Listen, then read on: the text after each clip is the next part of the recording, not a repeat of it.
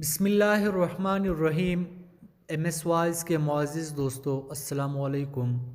آج کی ہماری یہ ویڈیو لیلا مجنون کا قصے پر ہے کہ لیلا مجنون کیا تھے۔ یہ ایک عربی داستان ہے، اس کے کرداروں کو تاریخی طور پر ثابت مانا جاتا ہے۔ تو چلتے ہیں ویڈیو کی طرف۔ لیلا مجنون دو حقیقی عاشق تھے۔ صدیوں تک اس میں محبت کچھ افسانی طرازی کی گئی۔ عربی سے فارسی میں اس کو پہلے پہل رودکی نے منتقل کیا۔ اس کے بعد نظامی گنجوی نے اس کو فارسی میں لکھا۔ اب تک 1000 سے زائد مرتبہ اس داستان کو مختلف زبانوں میں مختلف لوگ نثر و نظم میں لکھ چکے ہیں۔ سب سے زیادہ مقبولیت و اہمیت نظامی گنجوی کے مجنوں کا اصل نام قیس ابن الملولوح ابن مزاحم ہے۔ مجنون لغوی طور پر پاگل، دیوانے اور عاشق کو کہتے ہیں۔ لیلا کا نام لیلا بنت مہدی ابن سعد بیان کیا جاتا ہے۔ عربی و عبرانی میں لیلا یا لیلا رات کے لیے بولا جاتا ہے۔ عربی میں لیلا مجنون کی بجائے مجنون لیلا بولا جاتا ہے۔ ترکی میں ایک اسم صفت لیلا کی طرح سے مراد محبت کی وجہ سے پاگل، جنونی کے لیے بولا جاتا ہے۔ محققین نے لیلا کی عربی لیلا رات سے اس کی معنی سانولی رنگت بھی لیا ہے۔ کئی مصنفین نے اپنی قصے میں لیلا کو سانولی صورت والی بنا کر پیش کیا ہے۔ مشہور ہے کہ لیلا کالی یعنی سیاہ رنگت والی تھی، لیکن اگر لیلا کو عربی نسل بیان کیا جاتا تو اس طرح لیلا کا کالا ہونا ایک خلاف واقعہ بات ہوگی۔ بچپن میں قیس اور لیلا دونوں اپنے قبیلے کے بکریاں چراتے تھے۔ وہ ساتھ بیٹھتے اور آپس میں باتیں کرتے۔ اس دوران انہیں ایک دوسرے سے محبت ہو گئی۔ نظام گنجوی کی قصے لیلا مجنون کے مطابق لیلا اور مجنون بچپن میں ایک مدرسے میں پڑھنے جاتے تھے۔ ان میں باہمی الفت پیدا ہوئی۔ مجنون کی توجہ تعلیم کے بجائے لیلا کی طرف رہتی، جس پر استاد سے اسے سزا ملتی، مگر استاد کی چھڑی مجنون کے ہاتھوں پر پڑتی اور درد لیلا کو ہوتا۔ استاد نے یہ بات لیلا و مجنون کے گھر والوں کو بتائی، جس پر لیلا کے مدرسے جانے اور گھر سے نکلنے پر پابندی لگ گئی۔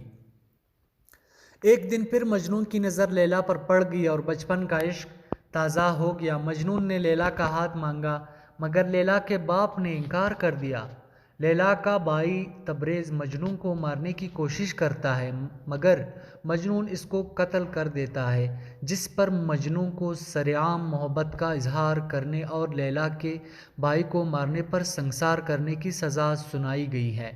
کچھ کہانیوں میں تبریز کے قتل کا قصہ نہیں ہے، بلکہ رشتہ دینے سے انکار کیا جاتا ہے اور کچھ عرصے بعد لیلا کی شادی کسی دوسرے کے ساتھ کر دی جاتی ہے، جس پر قیس پاگل سا ہو جاتا ہے۔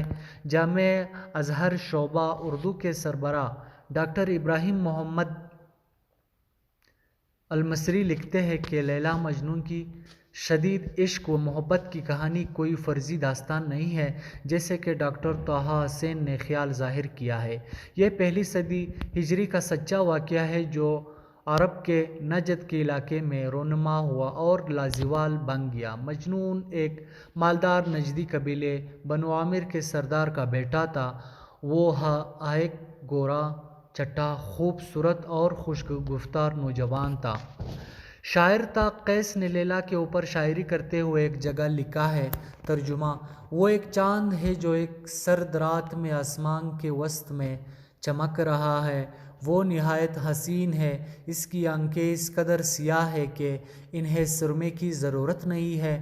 قیس کے والدین اپنے خاندان کے ساتھ لیلا کے والد کے پاس گئے اور لیلا کا رشتہ مانگا، یعنی ہاتھ مانگا۔ لیلا کے ماں باپ کو داغ بدنامی گوارا نہ ہوا اور انہوں نے رشتہ دینے سے انکار کر دیا۔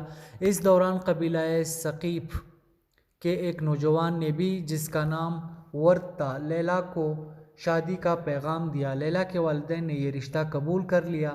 قیس اس قدر مضطرب ہوا کہ وہ بیمار ہو گیا۔ اس کے والدین نے چاہا کہ وہ اپنے قبیلے کے کسی اور خوبصورت لڑکی سے شادی کر لے، مگر اب قیس لیلا کی محبت میں اتنی دور نگل گیا ہے کہ واپسی ممکن نہ تھی۔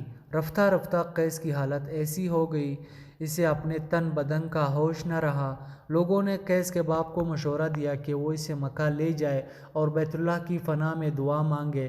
قیس کا باپ الملولوح اس سے لے کر مکہ گیا اور حرم شریف میں اس سے کہا کہ غلاف کعبہ سے لپیٹ کر لیلا اور اس کی محبت سے نجات کی دعا مانگی۔ اس کے جواب میں جب قیس نے یہ دعا مانگی، کہا اے اللہ مجھے لیلا اور اس کی قربت عطا فرما، تو الملولوح قیس کو واپس لے آئے۔ راستے میں اس نے ایک جگہ پہاڑ پر اپنے آپ کو گرانے کی بھی کوشش کی مگر لوگوں نے پکڑ لیا۔ اپنے قبیلے میں واپس پہنچ کر قیس کا باپ ایک بار پھر لیلا کے پاس گیا تاکہ اس لیلا کی اپنے بیٹے سے شادی پر آمادہ کرنے کی کوشش کرے، مگر پھر انکار ہو گیا۔ لیلا کی شادی اس دوسرے لڑکے سے کر دی گئی جس کا پیام آیا تھا۔ لیلا خود بھی قیس کی محبت میں گرفتار تھی مگر خاندان کی نیک نامی اور والدین کی اطاعت سے مجبور تھی۔ قیس کو یہ معلوم ہوا کہ لیلا کی شادی ہو گئی ہے تو اس پر قیامت ٹوٹ پڑی۔ اس کا ذہنی توازن بگڑ گیا، وہ اپنے وجود کو بھول گیا، کوشش نشین ہو گیا اور پھر ایک دن صحرا میں نکل گیا۔ لیلا کو آوازیں دیتا ہے، پہاڑوں، درختوں، جنگلی جانوروں سے پوچھتا ہے لیلا کہاں ہے۔ اس حال میں ایک دن اس کی نظر ایک ہرنی پر پڑی، وہ اس کے پیچھے ہو لیا اور نگاہوں سے اوجھل ہو گیا۔ اس کے گھر والوں صحرا میں اسے ڈھونڈتے رہے۔